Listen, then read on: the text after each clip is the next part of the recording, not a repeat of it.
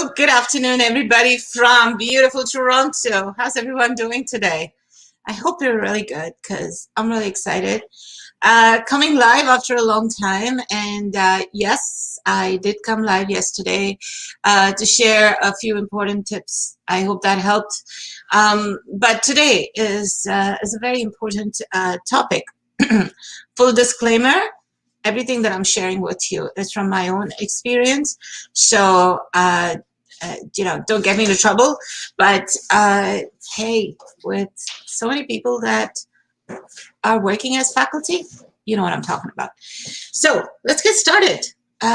Many of you have been reaching out to me lately and asking me about teaching opportunities, and that many of you are interested in teaching, how to get started, what are some of the first steps to take, how should your CV look like, how should your resume look like,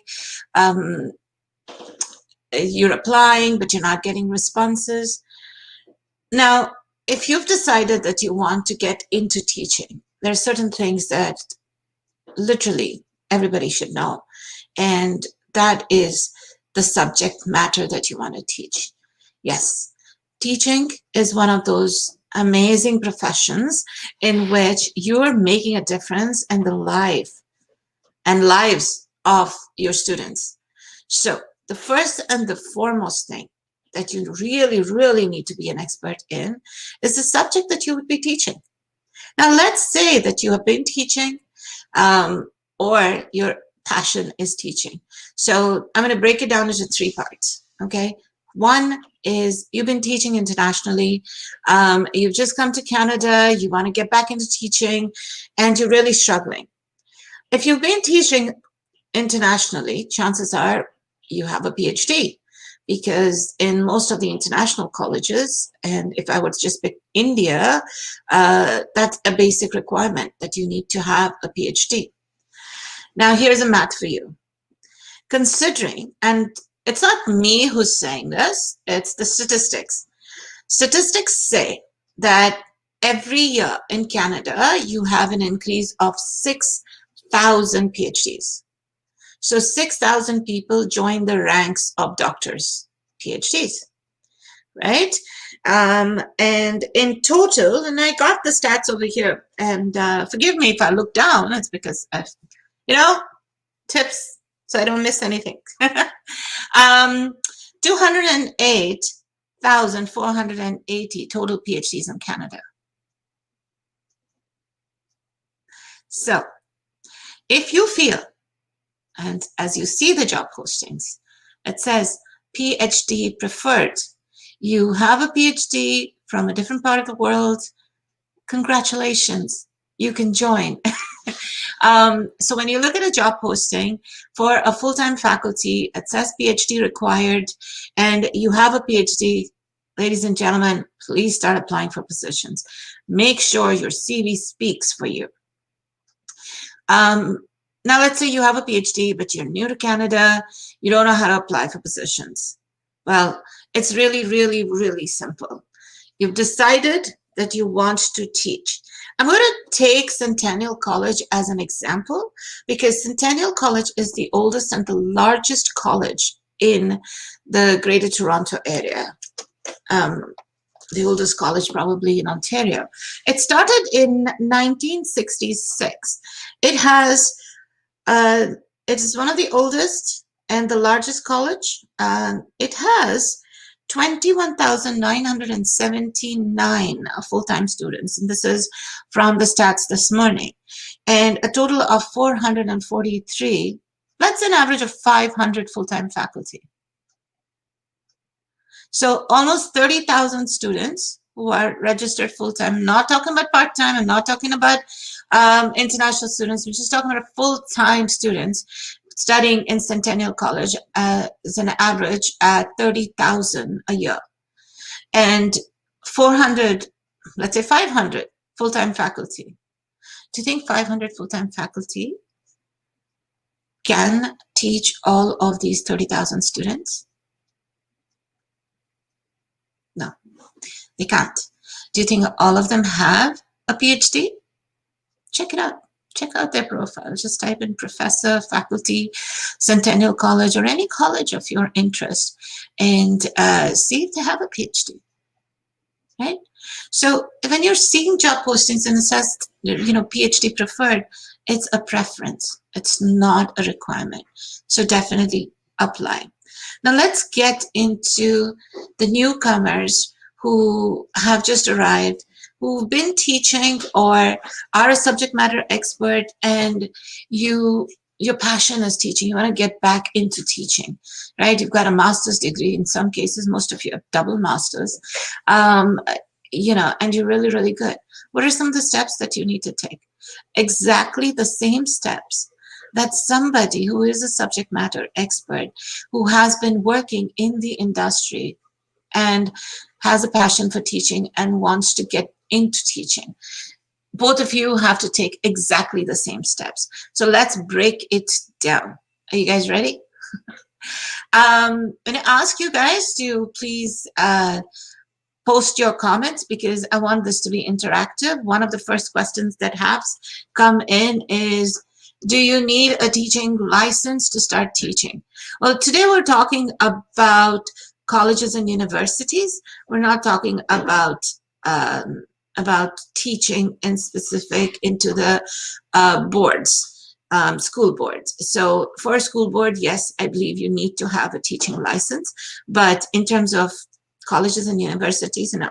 So understand, how many colleges and universities are there? So I just did a quick Google search, and in terms of Ontario itself, there are 29 colleges and 24 universities. And in total, Canada has 109 universities and numerous colleges. So let's break it down, okay? Universities, there's one sec. Then colleges, there are institutes, there are community colleges, and then there are private colleges.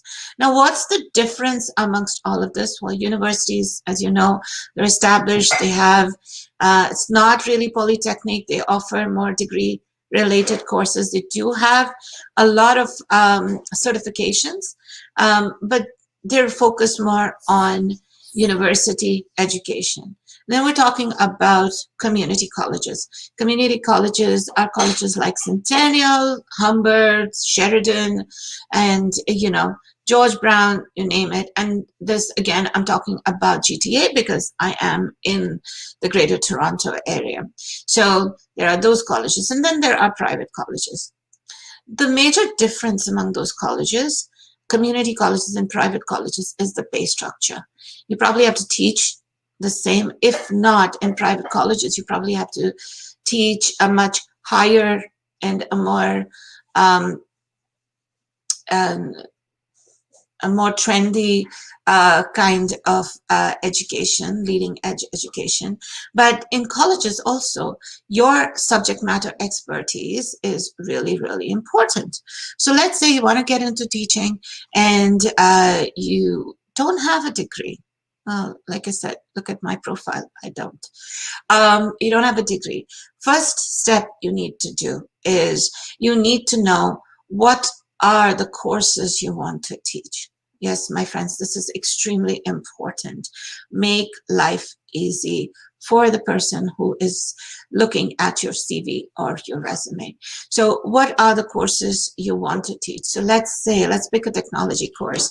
You want to teach PHP.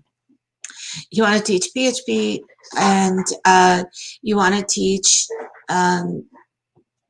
technical courses. You're really, really good with technical courses, software development, object-oriented languages. Now look at what are the PHP courses and which programs within which colleges offer those courses, right? When you look at that, Now you want to look at the course curriculum. Most of the colleges have the course outline or the course curriculum posted in the on their website within those courses, and then click on Contact Us. When you click on Contact Us, it gives you information on the program coordinator, the person that is responsible for that entire cluster or the entire program where that course is being taught. Well, it's really simple then. You have their contact details, you have their email and their phone number. Send them an email, introduce yourself, attach your CV, mention the course you're interested to teach, but also really important is mention your availability, that you can teach currently.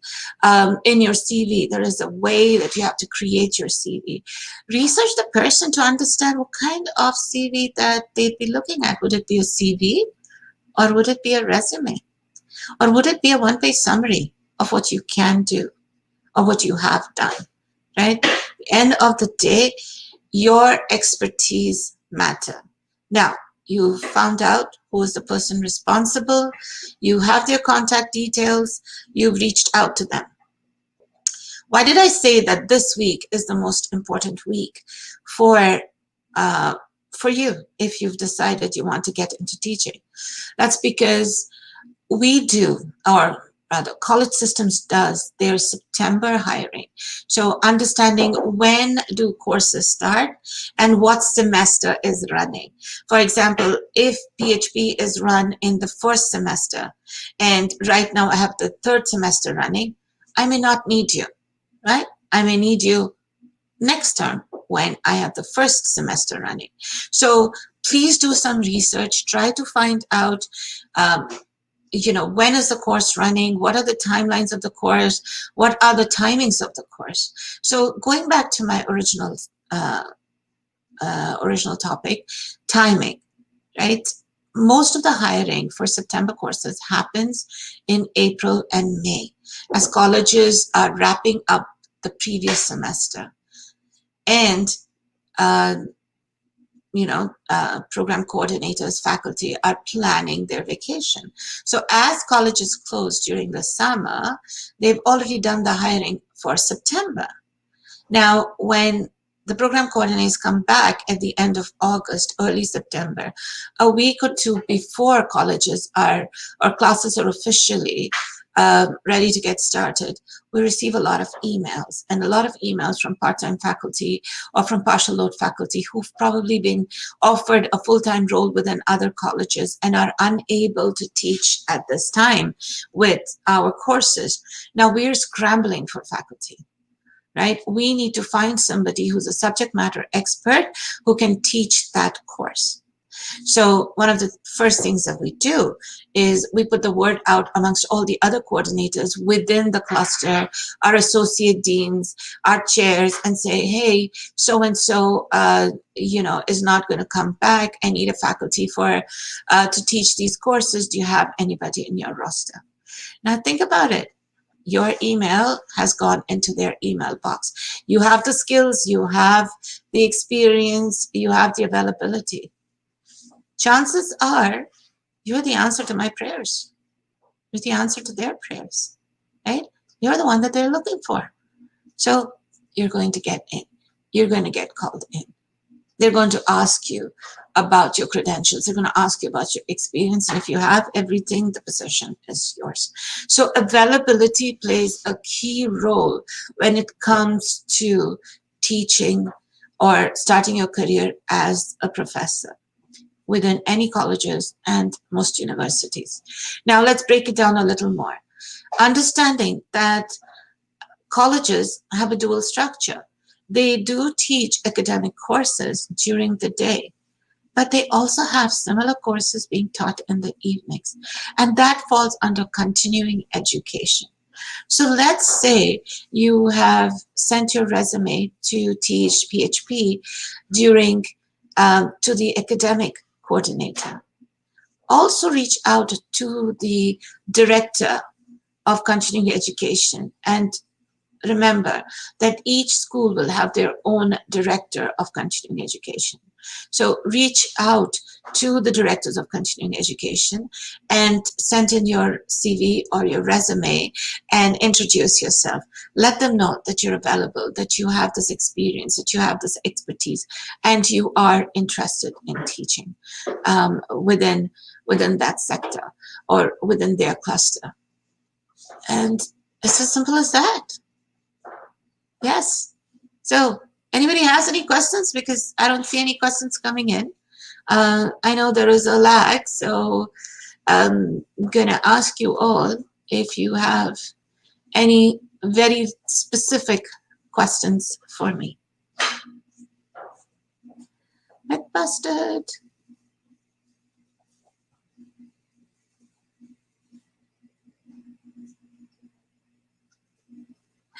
I am just checking if there are any questions, and I don't see any questions come in. All right, so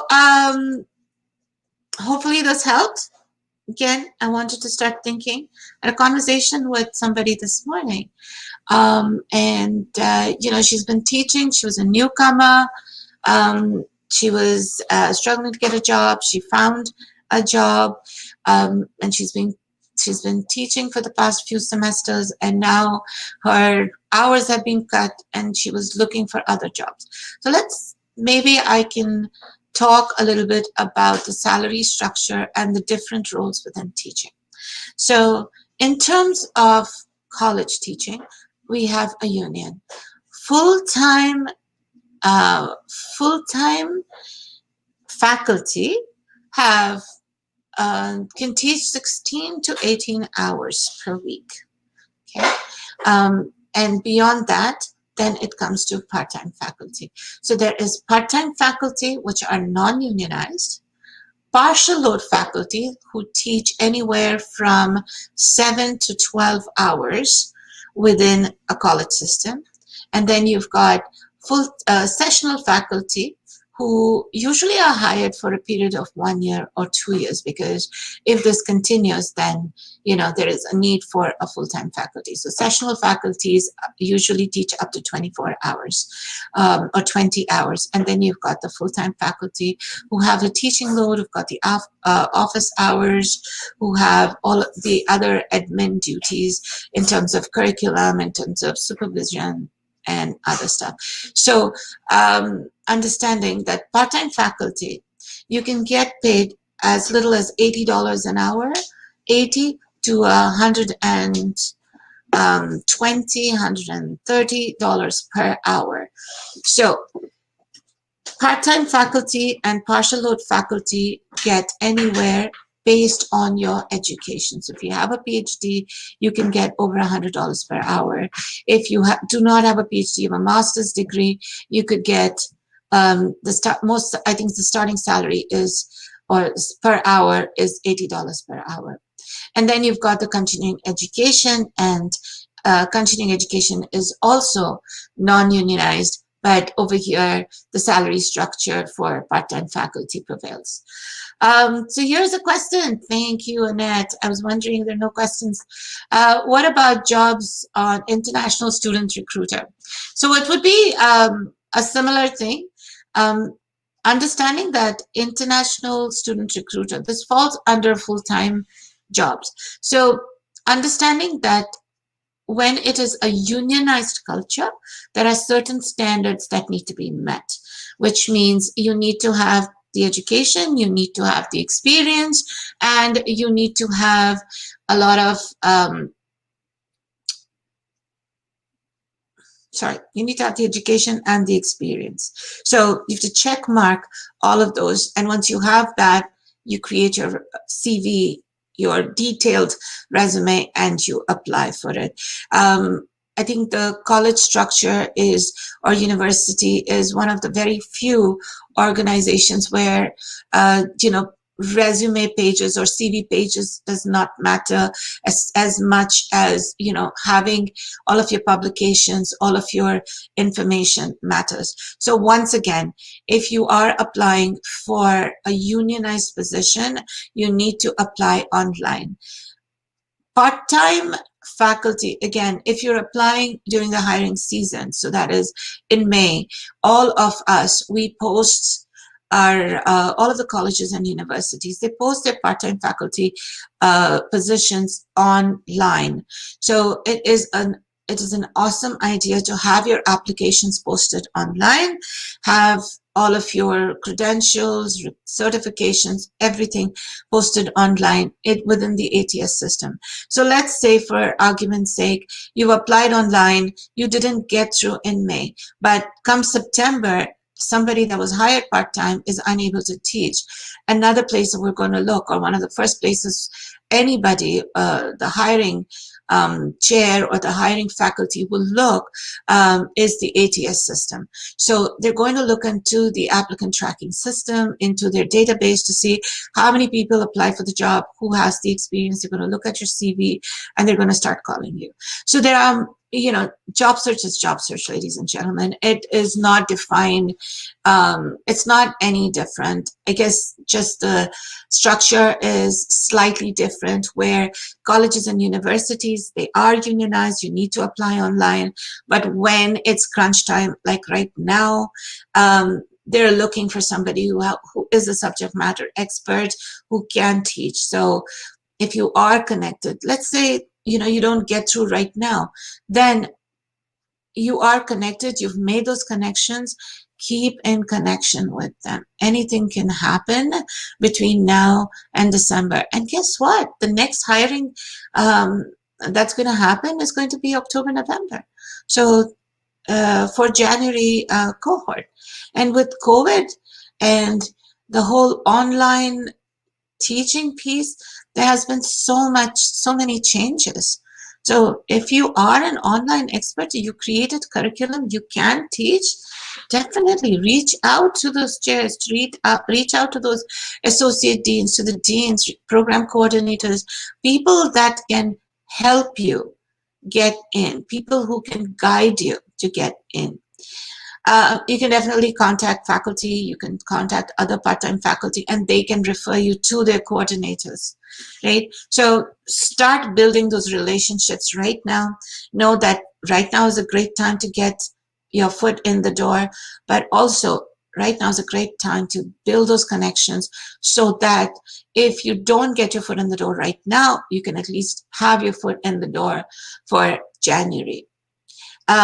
Questions come in. Yes. So many private colleges just give 25 to 50. Yeah, unfortunately, you know, it is a private college. It's owned by somebody. It is not unionized. It is not funded by the government. It is not funded by any particular source. So private colleges, you're talking 25 to 50. I know certain private colleges even pay minimum wage for the same teaching. How is that justified? Unfortunately, it's not justified, right? And that's why I say to you that, let's say you're not able to get into the community college because, you know, they've done their hiring. Reach out to private colleges. Teach for 1 semester, teach for 2 semesters. All you need is that experience, right? Get your foot into teaching, start teaching, so that you can start building that rapport.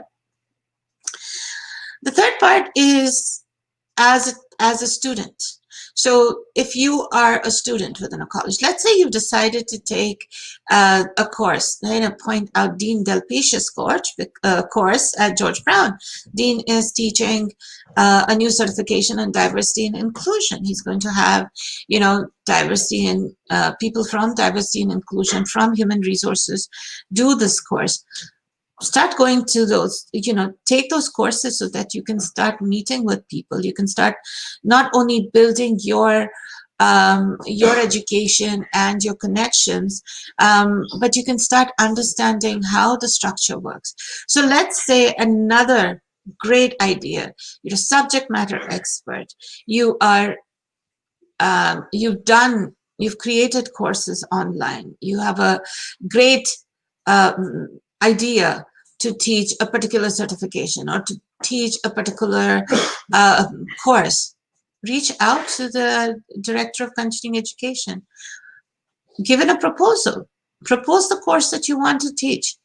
Let them know that you'll be more than happy to promote the courses. So what happens when it comes to something that you want to teach, you don't get in, you have, let's say you have students who want to learn the course, propose it to a college. They can post it for you, and you can work there as a faculty, and students can sign up for those courses. Oh my God, there are so many ways. If I were to just break down the different ways how you can start teaching, it's probably going to take an entire day, and I'm sure that nobody wants to spend an entire day with me. And if you do, send me a direct message. Maybe we can work something up. So once again, guys, do the math. There are 6,000 PhDs every year joining the ranks of PhDs in Canada. There are, if you just take any college, if you take Centennial College, 300 full-time programs, 30,000, close to 30,000 students. They only have 500 full-time faculty. The other courses are being taught by part-time and partial load faculty. Reach out to the chairs, reach out to the deans, reach out to your connections within the colleges. Start talking to people, start showcasing your passion, start telling them your expertise. I got one of my students to do a short video on a presentation. Right? Send it out. Reach out to your faculty. If you've done a course here, if you've graduated from any of those colleges, reach out to your faculty, reach out to your program coordinator and say, hey, ever since I graduated, I have been working in the industry. This is some of the things that I've done. Very interested in coming and teaching in the college system. If you have something open, these are some of the courses that I can teach. Please keep me in mind. And you know what? This is how so many grads come back into the college system and teach their juniors, and they make wonderful teachers because they've been through that journey.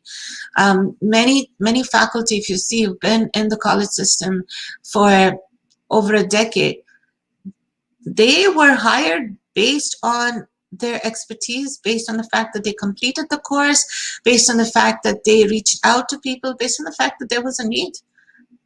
Many of them don't even have the credentials that are currently required, but you're in the current market. If you have the credentials, flaunt it. If you don't have the credentials, but you have the expertise, flaunt it. If you have the experience, but don't have the credentials, you know you can do it, reach out. You're going to lose nothing. But know that there are lots and lots of opportunities in the world of academia. The only person that's stopping you from getting it is yourself. If you want me to go into more detail in specific topics, just direct message me and we can go into it. I hope that this session was helpful. Would love to get some comments, some concerns you may have, some questions you may have, and I can come back and address them. Thank you so much. You've been a great audience. Have a wonderful day. And before I forget, did you know that tonight Amir Syed with Destination CEO is going to be doing a master session on how to crack those accomplishment-based interviews? If you don't know, check it out. It's on Destination CEO's LinkedIn page. Just register yourself, get yourself a link, and join us. It's going to be a 3-hour session, and he's going to just rock it. We've got some great feedback from his previous session. It's going to be quite intimate. It's $14.97 only for 3 hours, and we're a very small group. So guess what? Because it's a paid session, many people don't sign up. So they don't sign up. You have an intimate group, and all the attention of the facilitator is with you. So if you want to crack that interview, want to learn how to talk about your accomplishments, and this would be a fantastic place to start, join us. Okay. Well, thank you so much. This has been absolutely wonderful. This is Meena Dolwani, your super fan from Destination CEO, wishing you a beautiful day. Thank you.